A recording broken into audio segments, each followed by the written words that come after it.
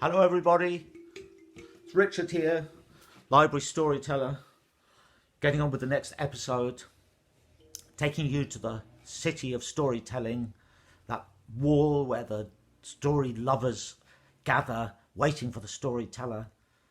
And now he comes up with a book under his arm, a big leather-bound book, which he sets down carefully in the grass and opens, then closes again. Now let me see, he says. The ash boy, that simpleton, brought 12 apples to the emperor. The emperor agreed to meet him and his friends, 12 brigands, in a certain inn, middle of the night. So come with me to that room where they've thrown the windows open so that the night air pours in. Come with me and see those 12 desperate men and the ash boy waiting.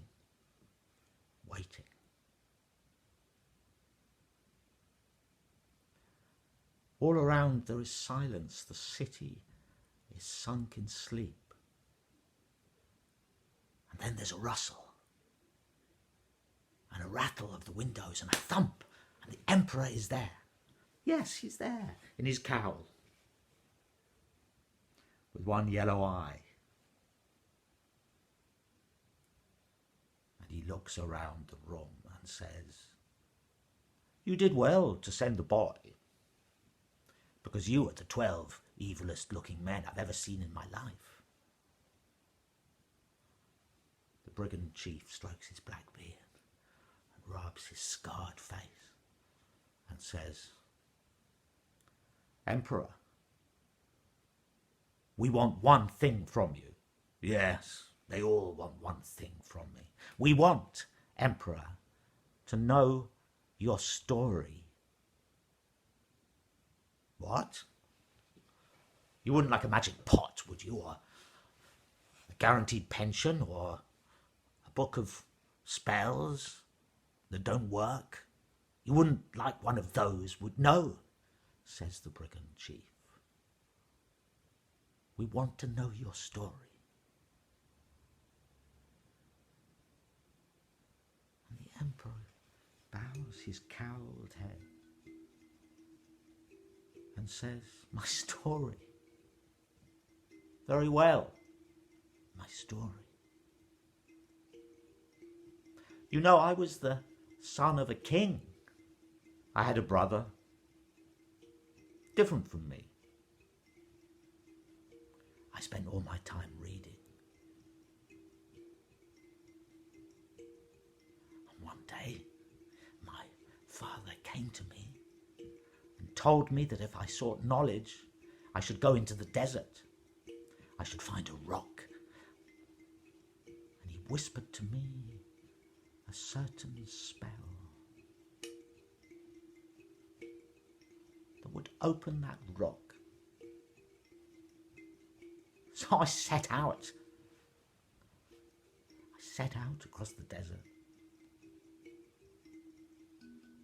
It was a hard journey. It took its toll on me. My eyes turned yellow. The sun burned me, tortured me, and the sand burned my feet. It was a harsh, harsh journey. But I got to that rock. I uttered that spell, and it opened for me. And inside, there were 3 old ladies sitting around a fire.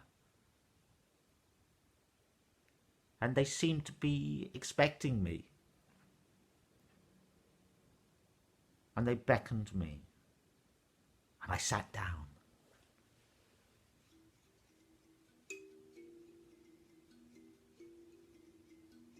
When he said that, the brigands in the room all sat down and looked up at the emperor. And the brigand chief said, "Emperor, keep telling us your story. Okay, yes, said the emperor. I remember it now. They asked me a question, those 3 old ladies. They said to me, imagine if there was a block of wood and somebody carved that block of wood into a horse, and somebody else made a saddle for that horse. And imagine that a 3rd person gave life to that horse. Which one of those people really owned that horse?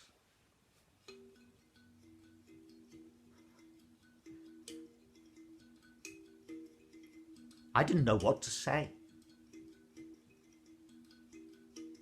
So instead I said, show me that horse. And they jumped up and disappeared into the darkness. And when they came back, they were pushing a wooden horse. Beautifully carved it was, with reins and a leather saddle that was exquisite, and with eyes that seemed to blaze with life. Oh, those eyes! And they pushed it out of the cave into the light, into the bright sunlight, and they invited me to sit on it. Young fool that I was, says the emperor. Young fool that I was, I sat on that horse.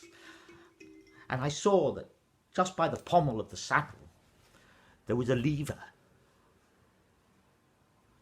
And I pulled that lever.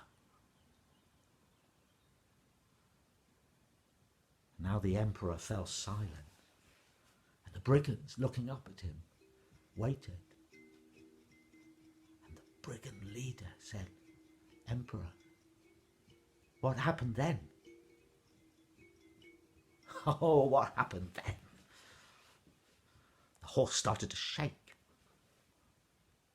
Then it started to buck, and I was holding on. And then it started to fly through the air. It rose up, and I was holding on round its neck.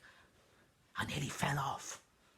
It swayed, and it swerved, and it rocked, and I was holding on, and it was going higher and higher.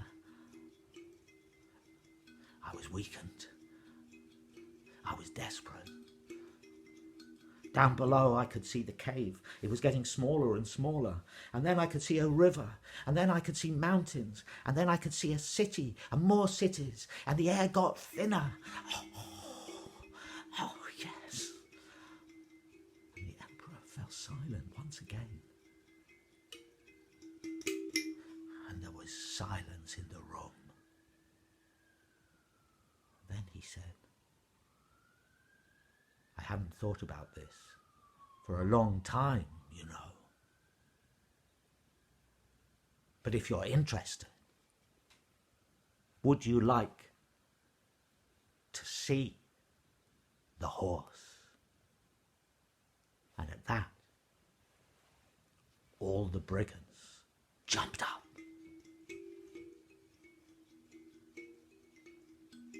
And the emperor said, top of the hill, side of the palace, meet me there. And there was a rustle, there was a thump, a flash of white, and the emperor had vanished. But the brigands with the ash boy ran downstairs with a great clatter out into the courtyard, out into the streets, running up the hill with their footsteps echoing as they slapped on the cobbles, and they reached the top, and there was the palace, dark, and there was a figure standing by the side.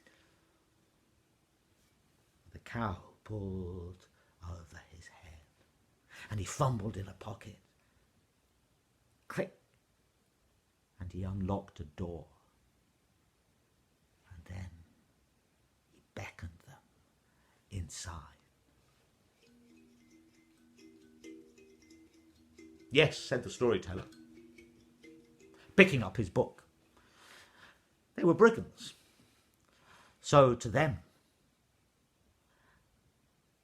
a dark, open door meant treasure. And if you meet me here tomorrow, says the storyteller. I'll tell you what they found inside. And I'll tell you what happened next.